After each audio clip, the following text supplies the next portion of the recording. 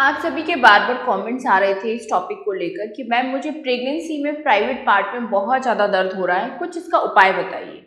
तो आज का जो ये वीडियो है रिक्वेस्टेड वीडियो है, आप सभी के कमेंट्स पर ही मैंने ये वीडियो आप सभी के लिए बनाया है। तो आप सभी से मेरी रिक्वेस्ट है, वीडियो को कंप्लीट जरूर देखें और सॉल्यूशन जरूर जानें। और आप सभी मुझे कॉमेंट्स में जरूर शेयर कीजिएगा ये जो दर्द है आपको वो किस महीने में महसूस हो रहा है।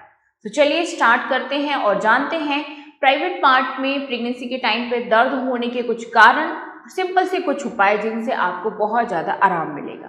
So let's get started. मैं हूं आप सभी के साथ रेशू और आप देख रहे हो रेशूज blog YouTube channel. So friends, pregnancy जैसे जैसे आपकी बढ़ती है आपको अलग अलग दर्द महसूस हो सकते हैं। साथ ही महसूस होता है प्राइवेट पार्ट में दर्द। ये जो दर्द होता है वो मोस्टली महिलाओं को सेकेंड ट्राइमेस्टर यानी कि चौथे महीने से महसूस हो सकता है, लेकिन ज़्यादातर जो दर्द होता है ये वो थर्ड ट्राइमेस्टर में होता है, जैसे कि 7 मंथ के बाद। या फिर कुछ महिलाओं को जो ये दर्द है वो पहली प्रेगनेंसी में हो सकता है तो कुछ को दूसरी प्रेगनेंसी में हो सकता है। मैं अपना पर्सनल एक्सपीरियंस भी शेयर कर देती हूँ। मुझे जो ये दर्द महसूस हुआ था ज़्यादा वो सेकेंड प्रेगनेंसी में हुआ था, तो मैंने कुछ टिप्स अपनाए और मेरे इस दर्द में काफ़ी आराम मिला। तो चलिए सबसे पहले इसके रीज़न जानते हैं। पहला रीज़न तो यही है, जैसे जैसे आपका यूट्रस बढ़ता है यानी कि आपका गर्भाशय बढ़ता है तो प्रेशर आपके प्राइवेट पार्ट एरिया पर ही पड़ता है, आपके प्राइवेट पार्ट के ऊपरी एरिया पर ही पड़ता है, जिस वजह से आपको दर्द महसूस होता है, वहाँ की मसल्स पर प्रेशर पड़ता है इसलिए।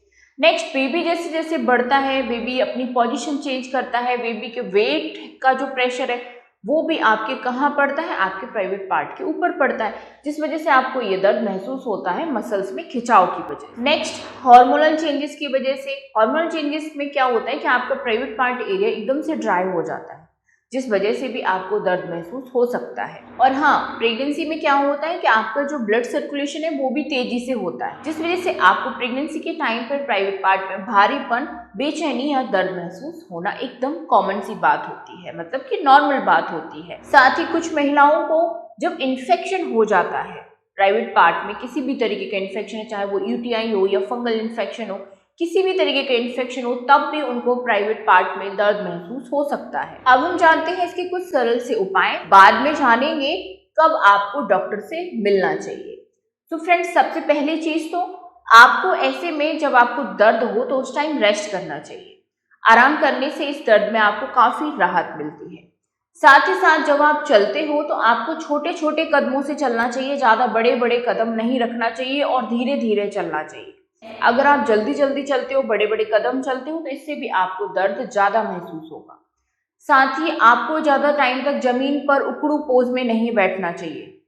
उकड़ू पोज में कोई भी काम नहीं करना चाहिए, क्योंकि उकड़ू पोज में काम जब आप करते हो तो आपके प्राइवेट पार्ट पर बहुत ज्यादा प्रेशर पड़ने की वजह से आपको दर्द भी बहुत ज्यादा महसूस होगा। नेक्स्ट, आपको ज्यादा टाइम तक खड़े नहीं रहना चाहिए, क्योंकि बच्चे का जो पूरा प्रेशर है वो ग्रेविटी की वजह से क्या होता है कि आपके पूरे प्राइवेट पार्ट के ऊपर ही पड़ेगा, जिस वजह से आपको ज्यादा दर्द होगा। तो ज्यादा खड़ा होना भी आपको अवॉइड करना है, बीच में रेस्ट ले लेकर कोई भी काम आपको करना चाहिए। साथ ही आप क्या कर सकते हो कि जैसे कि अपने पेट को आपको सपोर्ट देना है, चाहते हो कि ज्यादा प्रेशर आपके प्राइवेट पार्ट एरिया पर ना पड़े, तो फिर आप जो मैटरनिटी सपोर्ट बेल्ट होते हैं उनका भी यूज कर सकते हो। मैं इस वीडियो में आपको टैग कर दूंगी, तो वो जाके आप खरीद सकते हो। इससे क्या है, वो आपके पेट का प्रेशर कम कर देते हैं, पेट को सपोर्ट दे देते हैं, जिस वजह से दर्द आपको कम फील होगा।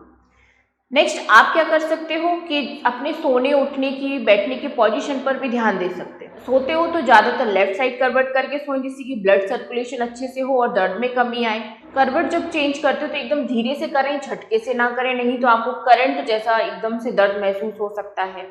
उठते बैठते हो तो सपोर्ट लेकर ही उठे, सपोर्ट लेकर ही बैठे, नहीं तो दर्द ज्यादा महसूस होगा। फिर अब जैसे कि दर्द में आपको आराम नहीं मिल रहा है तो फिर आप क्या कर सकते हो कि हल्के गुनगुने पानी से सिकाई कर सकते हो।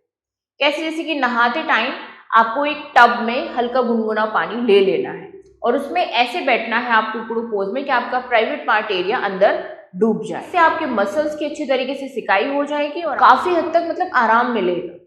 नेक्स्ट, आप जैसे कि कुछ लाइट एक्सरसाइजेस वगैरह कर सकते हो।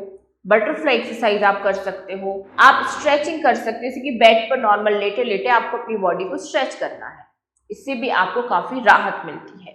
और नॉर्मली हल्के हल्के छोटे छोटे कदमों से आप वॉकिंग तो कर ही सकते हो डेली, थोड़ी थोड़ी जब रेस्ट ले लेके, जब थक जाओ तो रेस्ट करो। इस तरीके से डेली वॉकिंग भी आप जरूर कीजिएगा, तो इससे आपकी मसल्स में फ्लेक्सिबिलिटी आती है और नॉर्मल डिलीवरी में भी हेल्प मिलती है और दर्द भी कम होता है। और जब सोते हो ना तो अपने पैरों के बीच में एक पिलो जरूर लगाएं, तो इससे आपकी पोजीशन सोने की अच्छी रहती है, कंफर्टेबल रहती है, नींद भी अच्छी आती है और दर्द में भी आराम मिलता है। आप जानते हैं कब आपको डॉक्टर से मिलना चाहिए? तो फ्रेंड, जो ये आपको दर्द है प्राइवेट पार्ट में, वो आप ये चीजें भी कर लेते हो तब भी आपको आराम नहीं मिल रहा है, लगातार आपको दर्द हो रहा है बहुत तेजी से, तो ऐसे में आपको तुरंत जाके डॉक्टर से मिलना चाहिए। नेक्स्ट, अगर आपको आपके प्राइवेट पार्ट से ब्लीडिंग, स्पॉटिंग हो रही है या पानी जैसा निकल रहा है, तो भी आप तुरंत जाके डॉक्टर से मिलें। और जो आपके प्राइवेट पार्ट में दर्द है वो बुखार और ठंड लगने के साथ हो रहा है दर्द, तो भी आपको डॉक्टर से मिलना चाहिए। और जैसे कि आप यूरिन पास करते हो और आपको यूरिन पास करने के यानी कि पेशाब करने के साथ ही आपको प्राइवेट पार्ट में बहुत तेजी से दर्द महसूस हो रहा है,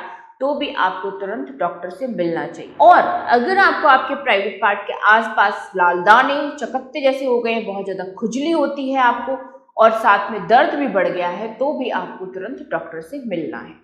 इन चीजों को बिल्कुल भी आपको अनदेखा नहीं करना है। साथ ही साथ आपको आपके प्राइवेट पार्ट के हाइजीन को अच्छे तरीके से मेंटेन रखना है, यानी कि टाइम टू टाइम अपने प्यूबिक हेयर को रिमूव करते रहना है, नॉर्मल पानी से यूरिन पास करने के बाद हर बार धोते रहना है, साथ ही साथ एक हर्बल इंटीमेट वॉश का यूज करना है अपने प्राइवेट पार्ट को क्लीन करने के लिए।